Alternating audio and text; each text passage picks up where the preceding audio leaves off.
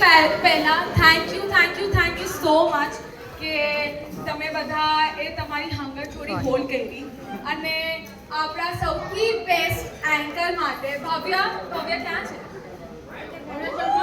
અરે શું કહેવાનું નથી પ્લીઝ તો એની માટે મને જોઈએ છે કે બધા એકવાર જોરથી તાળીઓ